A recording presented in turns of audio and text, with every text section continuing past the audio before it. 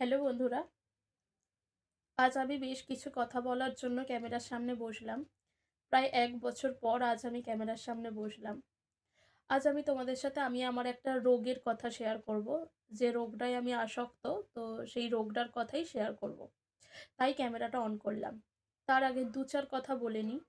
সেটা হলো গতকাল থেকে আমাদের বাড়িতে ছিল কীর্তন। আজকে সারাদিন মানে সকাল থেকে রাত পর্যন্ত বাড়িতে কীর্তন হয়েছে। এখনো ঘর পরিষ্কার বলো বা আমার ফ্রেশ হওয়া বলো কোনোটাই আমার হয়নি। তারপরেও আমি ভিডিওটা বানাতে বসলাম। কারণ আমি এই রোগটাতে ভুগছি। ভীষণ রকমভাবে ভুগছি। আর এই রোগটা মাত্র ১ টা মাসের জন্য হবে। তারপরে ১ থেকে কি ৩ মাস এরকম যায়। তবে আস্তে, আস্তে ঠিক হয়ে যায়। কিন্তু এই যে ১ থেকে ৩ মাস, এই ৩ টে মাস আমার যে কত কঠিনভাবে কাটে বা ৩ মাস বলব না, মানে ১ম ১ টা মাস আমার যে কত কঠিনভাবে কাটে না সেটা শুধুমাত্র আমি জানি। আমি কারো সাথে সেটা শেয়ার করতে পারি না। মানে কাউকে বোঝাতে পারি না যে আমার কেমন হচ্ছে, কেমন কষ্ট হচ্ছে সেটা আমি বোঝাতে পারি না। তো এই মানে সেই কারণেই ক্যামেরা অন করা। যে কাউকে যখন আমি বোঝাতে পারছি না, কারো কাছে যখন আমি শেয়ার করতে পারছি না, তাহলে আমার একমাত্র শেয়ার করার জায়গা হলো Facebook বা YouTube। যদিও এই ভিডিওটা আমি Facebook এ দেব না। তবুও আমি ভিডিওটা আপলোড করতে বসলাম। কথা হলো হচ্ছে এখন যেটা ট্রেন্ডিং এ চলছে রাহুল অরুণোদয় ব্যানার্জী দাদা। যে দাদা শুটিং করতে গিয়ে হঠাৎ করেই মারা যান। ওই দাদাকে কিন্তু আমি অনেক দিন থেকে ফলো করি। দাদার কোথায় বাড়ি সেই সমস্ত কিছু সত্যি ডিটেইলস এ জানতাম না। কিন্তু দেখবে কোনো মানুষ মারা যাবার আগে আমরা সেই মানুষটাকে ততটা গুরুত্ব দিই না, মারা যাবার পরে যে মানুষটাকে আমরা যতটা গুরুত্ব দিই। সেটা এটাই হচ্ছে নিয়ম হয়ে গেছে এখন।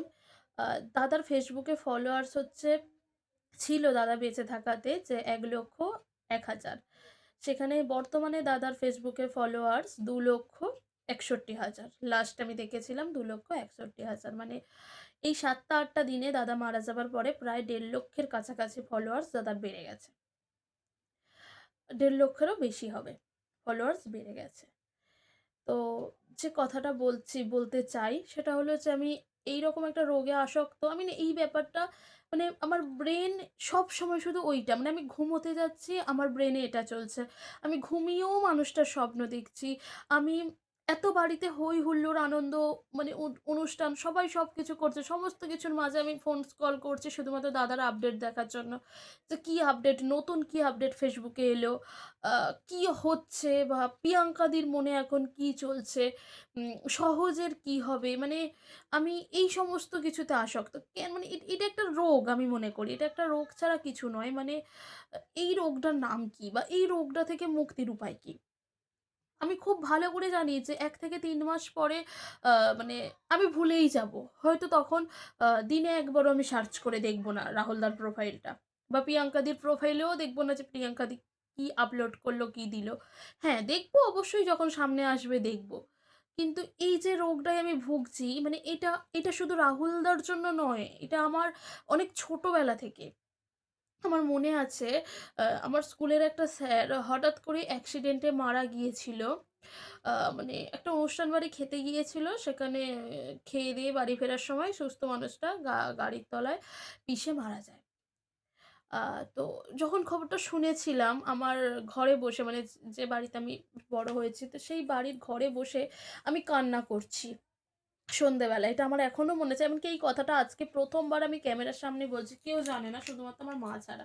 আমার মা আমাকে এসে বলছে যে, "তোর কি খেয়ে-দেয়ে কোনো কাজ নাই? কোথাকার কে মারা গেছে তার জন্য তুই এরমভাবে কাঁদছিস? পড়তে পড়।" মানে তখন বই খাতা নিয়ে কাঁদছি বলে বলছে, "তুই পড় তো মন দিয়ে। পড়াশোনায় মন নেই।" যেমন হয় বলে যে, "পড়াশোনায় মন নেই, কোথা ফালতু চিন্তা।" এরকম বলছে। বলে চলে গেল। আমিও চোখ মুছে আবার পড়া শুরু করি। সন্ধ্যেবেলার কথা বলছি এটা। মানে সেই সময়ও হতো মানে যখন মানে এবার সেই স্যারটার বাড়ি হচ্ছে দমদমে। তো স্যারের বাড়ি দমদম। তো সেই সময় আমি ক্লাস 7, 8 কি 9 এ পড়ি। কিসে পড়ি আমার ঠিক মনে নেই। 8, 9 এই হবে হয়তো। তো মনে নেই ঠিক। 8, 9, 10 এরকম হবে হয়তো। 10 এই পড়ি। তো আ সেই সময় হয়েছিল কি যে স্যারটার বাড়ি দমদম জানার পরে মানে আমি মাঝখানে সেই সময় বা কিছুদিন শুধু পাগলের মতো সার্চ করতাম দমদম কোথায়? মানে কিভাবে যাওয়া যায় এরকমটা আরকি। মানে খুব সেই জায়গাটায় যেতে ইচ্ছা করত, সেই স্পটটায় যেতে ইচ্ছা করত। তো আজকে যখন রাহুলদার এই ব্যাপারটা হয়েছে, যখন আমার এত খারাপ লাগা কাজ করছে, এত কিছু হচ্ছে, তো তখন গিয়ে আমি রিয়ালাইজ করছি যে এই রোগটা আমার শুধু এই বড় হওয়াতে নয়, এই রোগটা আমার ছোট থেকেই আছে। যে আমার সামনে যখন বলা হয় ওই মানুষটা মারা গেছে, আমি যদি ওই মানুষটাকে চিনে থাকি যে ও মারা গেছে, তাহলে সেই ট্রমাটা আমি কাটিয়ে উঠতে পারি না হুট করে। যে যেমন অনেকে হয় না যে রাহুল দাকে তো সবাই চেনে। রাহুল দা তো পুরো বাংলার জনপ্রিয় একজন অভিনেতা। তো আ মানে আমাকে দীপ বলছে যে মানে যারা রাহুলদার সাথে মিশেছে, যারা সবসময় উনার সাথে শুটিং করেছে, কাজ করেছে, তারা মুভ অন করে গেলে, তুমি কেন মুভ অন করতে পারছো না? তুমি কোথাকার কি? তুমি তো মানুষটাকে চোখেই দেখোনি। জাস্ট Facebook এ ফলো করেছো। তাহলে তুমি কেন মুভ অন করতে পারছো না? মানে আমি না আজকে সারাদিন বাড়িতে অজস্র লোকের আনাগোনা ছিল। মানে সবাই তো মানে বাড়িতে আত্মীয়স্বজন এলে তো সব কথাবার্তা হৈ হুল্লোড় হবেই। তো সেই জায়গা থেকে না আমি অনেককে বলার চেষ্টা করেছি, "রাহুলদার ব্যাপারটা দেখেছো? রাহুলদা এরকম মারা গেছে। মানে কিভাবে হলো? কেন হলো? ওরা কি শুধু সহজের জন্যই একসাথে হয়ে গিয়েছিল? তাহলে যখন সহজের জন্য একসাথে হয়ে গিয়েছিল, প্রিয়াঙ্কা দির তাহলে এখন কতটা কষ্ট হচ্ছে? বা প্রিয়াঙ্কা দি হয়তো রাহুলদাকে এতটাই ভালোবাসতো যে আলাদা থাকতে পারল না। রাহুলদাও তাই। প্রিয়াঙ্কা দিকে এতটা ভালোবাসতো যে আলাদা থাকাই গেল না। ৬ বছর পরেও এক হতে হলো। তো মানে অনেককে বলার চেষ্টা করছি। কিন্তু আমার ফিলিংস এর সাথে কারো ফিলিংস মিলছে না। মানে আমি যেভাবে রাহুলদাকে নিয়ে চিন্তা করছি, অন্য কেউ তো রাহুলদাকে নিয়ে এত চিন্তা করছে না। তাহলে কি করে তাদের ফিলিংস মিলবে? মেলাটা তো সম্ভবও নয়। তো মানে সেই সমস্ত কিছু নিয়ে না আমি একটা ট্রমার মধ্যে আছি। মানে আমার মানসিক একটা চিন্তা হচ্ছে। মানে আমি বিশ্বাস করবে না, কালকে বাড়িতে কিন্তু গান কীর্তন হচ্ছে। আ মোটামুটি বাড়ির লোক গান কীর্তনে ব্যস্ত। তো সেই জায়গা থেকে আমি রাত্রির ১টা, ১:৩০, ২:৩০, ৩টে, মানে এমনকি এই ৩টে দিন, মানে আজকে নিয়ে ৪ নম্বর দিন হবে। জানি না আজকে রাতে আমি ঘুমাবো কি আজকে রাতেও ভিডিও দেখব। কারণ আমি মানে সারাদিন আমার পরিশ্রম হয়েছে আজকে। ভালো পরিশ্রম হয়েছে, বা আমি অন্যান্য দিনেও কিন্তু আমার ভালো পরিশ্রম হয়। সংসারের কাজ প্লাস দৌড়াদৌড়ি করে পড়াতে যাওয়া হ্যান-ত্যান। তারপরেও আমি রাতে ঘুমোতে পারছি না। আমি শুধু রাহুলদার ভিডিও দেখছি। রাত্রির ৩:৩০ ৪টে পর্যন্ত আমি শুধু রাহুলদার পুরনো ইন্টারভিউগুলো দেখে যাচ্ছি। প্রিয়াঙ্কাদির প্রতি রাহুলদার ফিলিংস কেমন ছিল? কি রাহুলদা ক্যামেরার সামনে বলত? সেই সমস্ত কিছু ভিডিও দেখছি রাত্রির ৩:৩০ ৪টে পর্যন্ত।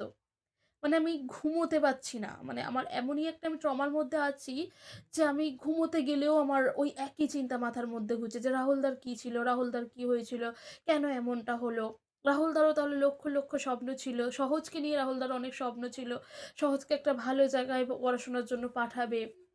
সহজে সাফল্য দেখার ইচ্ছা ছিল, বা প্রিয়াঙ্কাদিকে হয়তো অনেক কথা বলার ছিল, বা এখনো অনেকটা ভালোবাসার ছিল প্রিয়াঙ্কাদিকে রাহুলদার। তাহলে কেন এরকমটা হলো? মানে এই সমস্ত কিছু চিন্তা আমাকে কুরে খাচ্ছে। আমি সত্যি বুঝতে পারছি না বন্ধুরা যে এটা থেকে মুক্তির উপায় কি? মানে এই রোগটার নাম কি? বা এই রোগটা থেকে মুক্তির উপায় কি?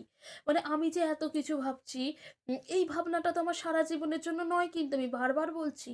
মাত্র ২ থেকে ৩ মাস পরে কিন্তু আমি অটোমেটিক ঠিক হয়ে যাব। তখন কিন্তু আমার মাথাতে কিচ্ছু থাকবে না। এমনকি আমি যে স্যারটার কথা বললাম, সেই স্যারটার কথাও কিন্তু এখন আমার এত বেশি মানে মনেই পড়ে না। মানে মানে কি ছিল, মানে এরকম একটা।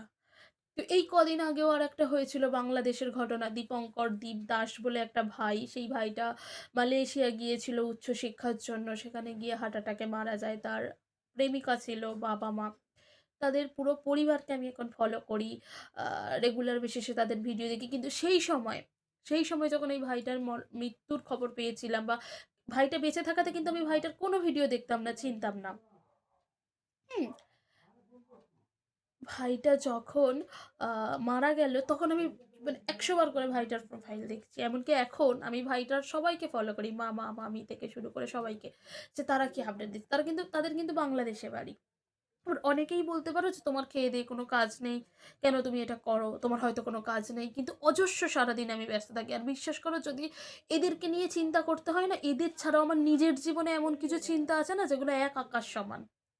হয়তো রাহুলদা মারা যাওয়াতে আ মানে প্রিয়াঙ্কাদির কষ্ট অবশ্যই। স্বামীর পূর্ণতা কেউ কখনো পূরণ করতে পারে না। কিন্তু প্রিয়াঙ্কাদিও মুভ অন করে যাবে হয়তো খুব তাড়াতাড়ি। কিন্তু আমার যে চিন্তা আছে যেগুলো হচ্ছে এক আকাশ সমান। তারপরেও আমার মাথায় কেন এই চিন্তাগুলো আসে? মানে নিজের চিন্তার থেকেও বেশি কেন আমার এই চিন্তাগুলো আসে? মানে আমি মুক্তি চাই। সিরিয়াসলি আমি এই রোগটা থেকে মুক্তি চাই। আমি চাই না এরকম রোগটা কিন্তু কেন হয়? আমি জানি না, আমি বুঝি না মানে কি হচ্ছে আমার সাথে এখন বা কি কেন? মানে আমি ভাষা খুঁজে পাচ্ছি না যে আমি এটা কি আদৌ কোনো রোগ? মানে আজকে আমি জানি না আজকের আদৌ আমি কি করব? যাই হোক ১০ মিনিট হয়ে গেল আমি বকবক করছি। তাই আর বেশি কিছু আমি গুছিয়ে বলতে পারলাম না। তো সত্যি তোমরা কেউ জেনে থাকলে আমাকে বলো তো যে এটা সত্যিই তো একটা রোগ, এটুকু আমি বুঝতে পেরেছি। কিন্তু রোগটা কি রোগ? মানসিক রোগ? মানে কি রোগটার কোনো নাম আছে? মানে এরকম কিছু যদি জেনে থাকো আমাকে একটু জানিও তো। তো চলো আমি এখন আমার কাজগুলো করি। আমার এখনো অজস্র কাজ পড়ে আছে যেগুলো এখনই আমাকে করতে হবে।